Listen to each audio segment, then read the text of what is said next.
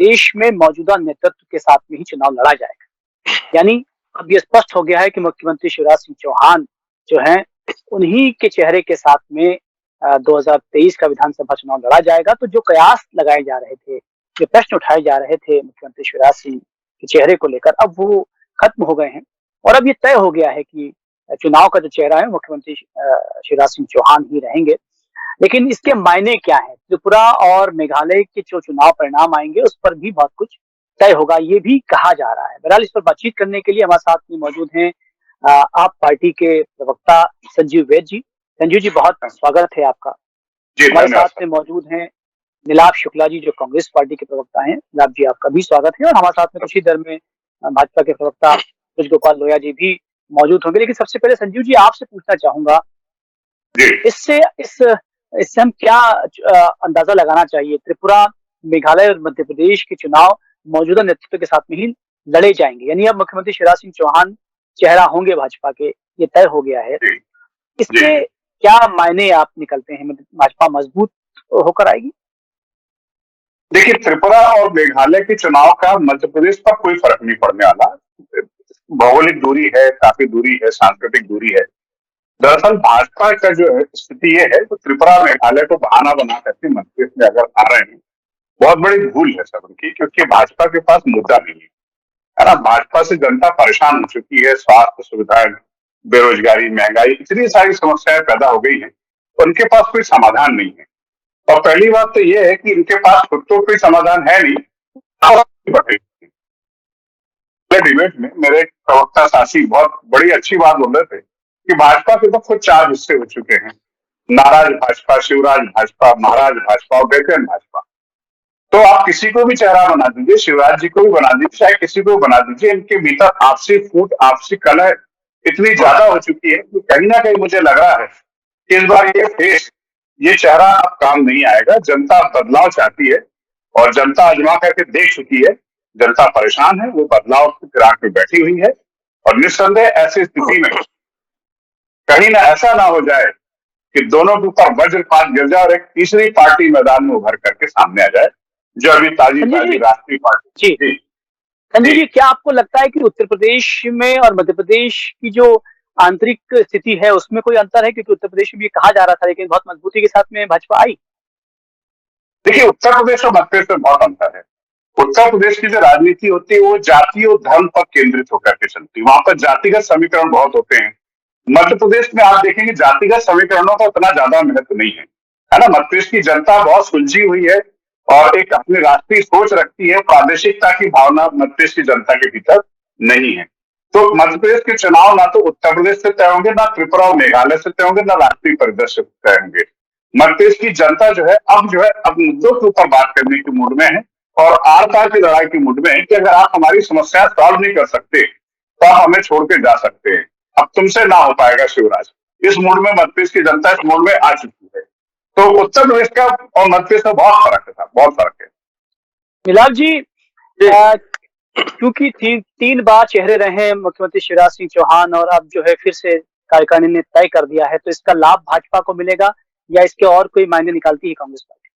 देखिए, कहीं ना कहीं शिवराज जी को लेकर भाजपा में असमंजस की स्थिति तो है। देखो, 2000 चुनाव में शिवराज जी के नेतृत्व में भाजपा चुनाव हारी थी। उसके बाद जोड़ तोड़ करके, खरीद फरोख्त करके षड्यंत्रपूर्वक सरकार बनाई गई थी।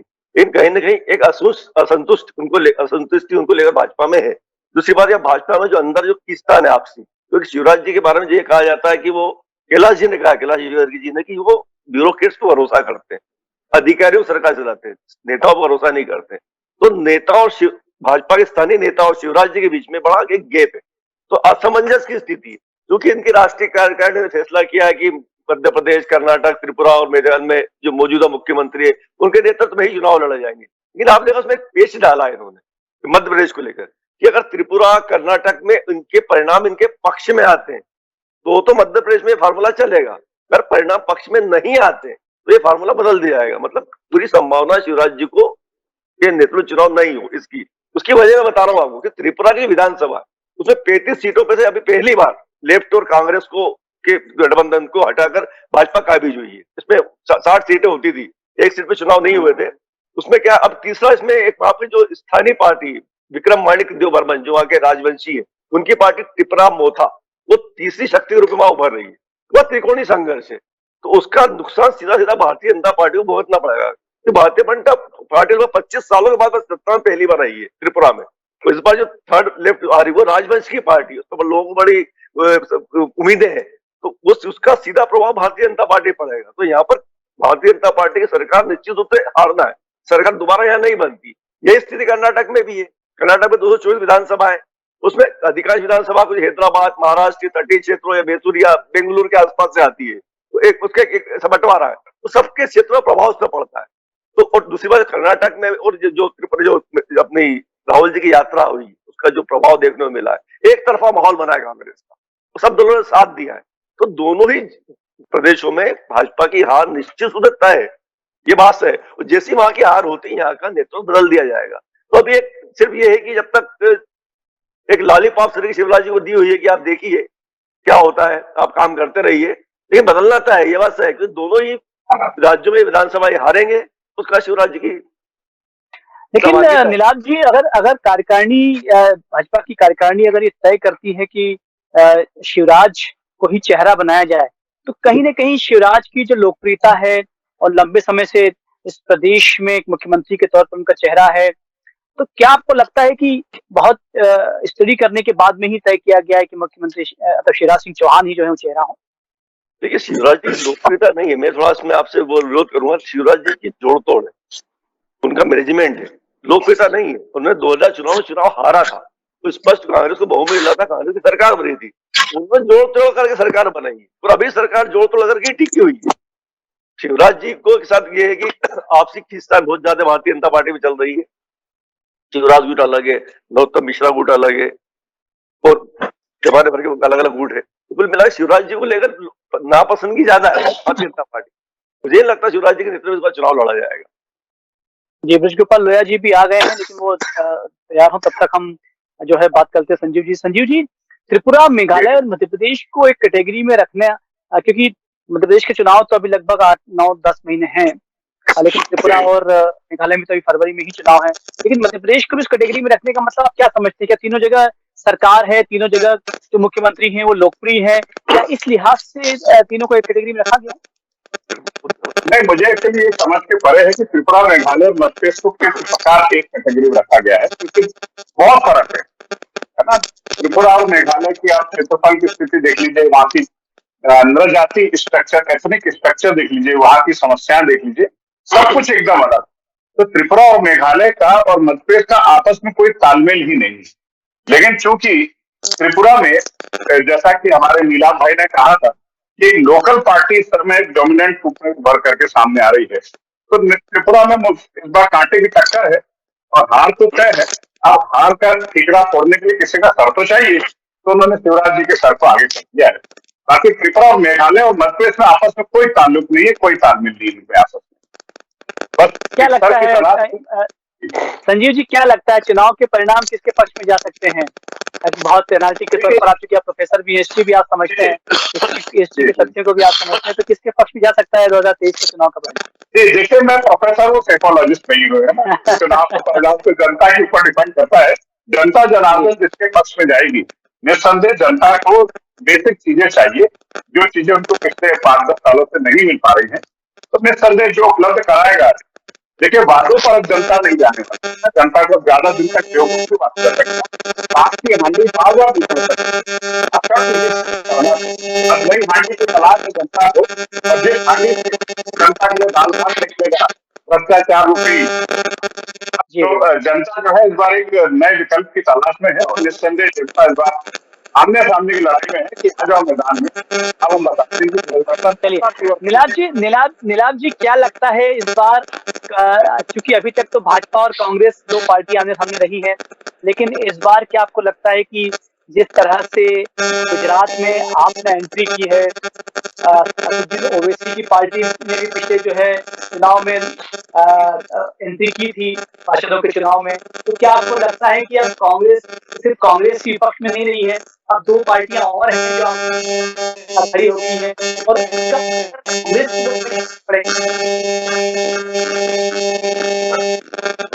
और आवाज बहुत ज्यादा कहीं मोबाइल, कहीं किसी का मोबाइल आ रहा है शायद, तो अपना डिस्प्ले ये हमसे स्टॉप ने तो सिर्फ यहाँ सीधी भाजपा कांग्रेस की लाइन में नहीं आ रही, दूसरी बात तो पहले होगी। चलिए ब्रजगोपाल जी लोया जी से बात करते हैं। ब्रजगोपाल जी, कार्यकारिणी ने, भाजपा की कार्यकारिणी ने तय कर दिया है, राष्ट्रीय कार्यकारिणी ने, कि अब जो है वो त्रिपुरा, मेघालय और मध्य प्रदेश में मौजूदा नेतृत्व के साथ में ही चुनाव लड़ा जाएगा। यानी मुख्यमंत्री शिवराज सिंह चौहान के नाम पर ठप्पा लगा दिया है, उन्हें स्वीकार कर लिया है। तो क्या लगता है, इससे भाजपा मजबूत हुई है? नहीं, देखिए, दो तीन बातें हैं। पहले तो अभी इस तरह की घोषणा की, भारतीय जनता पार्टी मध्य प्रदेश के सर्वमान्य नेता है, ये सर्वविदित और कोई पहली बार चौथी बार कर रहे थे। उन बातों से मैं सैद्धांतिक इत्तेफाक रखता हूँ, परंतु संजीव जी जो कह रहे हैं वो उनकी बातें स्वयं एक दूसरे का खंडन कर रही है। संजीव जी कह रहे थे कि जनता इस मुद्दे पर चुनाव करती है, मतदान करती है कि उसकी जो बेसिक प्रॉब्लम है वो हल हुई है या नहीं। मध्य प्रदेश में देखिए बेसिक प्रॉब्लम क्या क्या है। मध्य प्रदेश में आज 60 से 65% आबादी को निःशुल्क अनाज मिल रहा है। ये हमारी सबसे पहली आवश्यकता है जो गरीब हो उसको। दूसरी बात, जिनको मध्य प्रदेश में आवास नहीं है उनको आवास मिल रहा है। जिनके पास आवासीय भूमि नहीं है उस भूमि का हक भी उन्हें मिल रहा है। और मध्य प्रदेश में ये काम हमने शुरू किया है, 10,500 पट्टे देने से शुरू किया छतरपुर में माननीय मुख्यमंत्री। तीसरी बात, इस प्रदेश में जब भारतीय जनता पार्टी सरकार में आई थी तो हम आए ही इस मुद्दे पर थे कि यहाँ बिजली, सड़क और पानी तीनों की स्थिति बेहद खराब थी। पानी आज हमारी महिलाओं को किलोमीटरों जाने का काम समाप्त हो चुका है, घर घर पहुंचकर पानी मिल रहा है, नल से पानी मिल रहा है। दूसरा काम हुआ मध्य प्रदेश में सड़कों के विकास का। तो सड़कों के विकास के बारे में अगर हम बात करें तो मध्य प्रदेश की सड़कें आमूल बदल चुकी हैं और आज एक नया मध्य प्रदेश है। यहाँ वो वाली सड़कें नहीं बची हैं कांग्रेस सरकार के दौर में। तीसरी बात करते हैं अपन बिजली की, तो आपको याद है कि मध्य प्रदेश में 2900 मेगावाट का कुल पावर उत्पादन था, जो आज बढ़कर 22,000 पर पहुंच चुका है। और साथ ही हम इलेक्ट्रिक प्लस स्टेट हैं, यानी जनता की जो मूलभूत बातें हैं उनको हमने काम किया है, वो काम करके दिखाया है। और इसीलिए हम कहते हैं कि हम सरकार में वापस आएंगे, भारतीय जनता पार्टी सरकार में वापस आएगी। और वो इस नाते नहीं आएगी कि हम लोगों से कैसे वादे करते हैं, हम इसलिए सरकार में पुनः आएंगे कि हम किस तरह से काम करते हैं। जैसे नीलाभ जी है, अभी आप उन्हें समय देंगे, वो हमारे विषय में 40 बात बताएंगे, परंतु कभी खुद के बारे में ये नहीं बताएंगे कि हम जनता के बीच जाएंगे और उनको ये बताएंगे कि 15 महीने जब हम सरकार में आए थे तो 15 महीने की सरकार के दौरान हमने किया क्या था, कहा क्या था, वो अलग विषय है।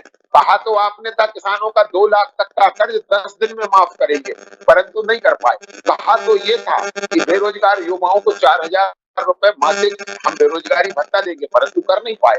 कहा तो ये था कि महिलाओं के स्व सहायता समूहों का हम 1 लाख तक का कर्ज माफ करेंगे, मगर नहीं कर पाए। कहा तो ये था कि 51,000 रुपए हम मुख्यमंत्री कन्यादान में योजना में देंगे, परंतु दे नहीं पाए। हाँ, घोषणाएं आपने सब करी, कागज सबके आपके पास हैं, परंतु वास्तविक सत्य यह है कि आपने डिलीवर कुछ नहीं किया। आपने उनकी घोषणाएं की, उनके कागज साइन किए और उन कागजों को ट्विटर उसका खेलते रहे, सोशल मीडिया और मीडिया में निश्चित आप उनका प्रदर्शन करते रहे, परंतु जनता में वो बात नहीं आई। और इसका मैं प्रमाणित बात करता हूँ। सबसे पहले 2019 के अप्रैल में चुनाव हुआ लोकसभा का, उसमें आप मध्य प्रदेश की 29 में से 28 सीट हार गए। उसके बाद 2020 में उपचुनाव हुआ 28 विधानसभा सीटों का, उनमें से आप जो पूरी आपके विधायकों से रिक्त हुई थी वो 20 आप हार गए। उसके बाद चुनाव हुआ 3 विधानसभा और 1 लोकसभा का, उसमें आप हार गए। उसके बाद हुआ चुनाव त्रिस्तरीय पंचायती राज का, उसमें भी आप तीनों स्तर पर हार गए। और मध्य प्रदेश के आप देखिए कि 44 जिलों में भारतीय जनता पार्टी का जिला पंचायत का अध्यक्ष है।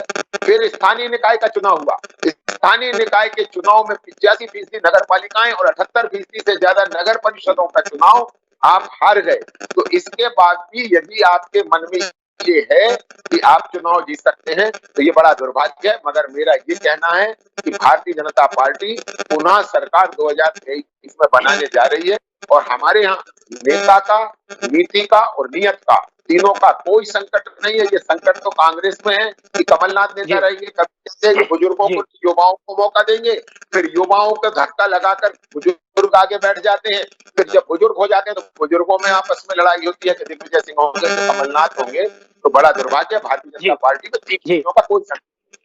नीलाभ जी, बहुत संक्षिप्त में जानना चाहूंगा, जो जो ब्रजगोपाल जी कह रहे हैं, बहुत संक्षिप्त में, क्या ऐसी 3 बातें होंगी जो शिवराज जी के अगेंस्ट जा सकती हैं इस चुनाव में? बहुत संक्षिप्त में। देखिए, शिवराज जी की ये पहली बात इनकी बात जवाब दे दो।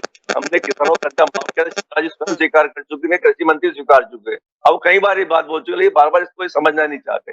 दूसरी बात, दिल को खुश रखने के लिए गालिब ख्याल अच्छा ये दीवा स्वप्न देख रहे हैं।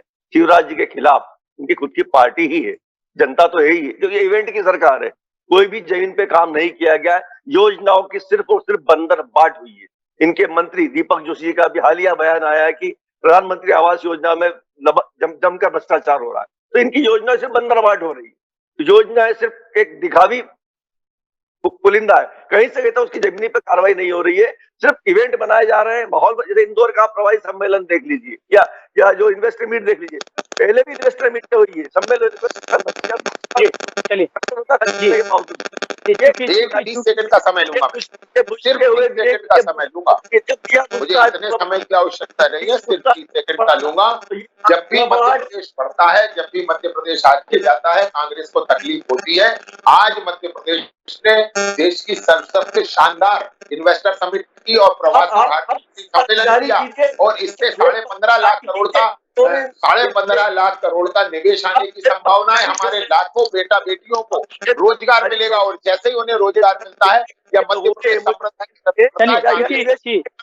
ब्रजगोपाल जी, नीलाभ जी, चूंकि समय कम है, संजीव जी बहुत संक्षिप्त में जानना चाहूंगा, इस चुनाव में आपके लिहाज से, चूंकि आप एक तटस्थ पार्टी के रूप में भी इस वक्त काम कर रही है, क्या ऐसे मुद्दे होने चाहिए जिन पर बात की जानी चाहिए इस 2023 चुनाव में? मुद्दा ये था कि त्रिपुरा, मेघालय और मध्य प्रदेश में एक मौजूदा नेतृत्व में ही चुनाव लड़ा जाएगा। तो अब ये तय है कि भाजपा की राष्ट्रीय कार्यकारिणी ने शिवराज पर मुहर लगा दी है, लेकिन 2023 के आम चुनाव में, विधानसभा चुनाव में जनता क्या मुहर लगाती है, ये वक्त का तब तक का हमें इंतजार करना पड़ेगा। आपसे जुड़े बहुत सारा धन्यवाद। आप देखते रहिए साधना न्यूज मध्य प्रदेश। नमस्कार।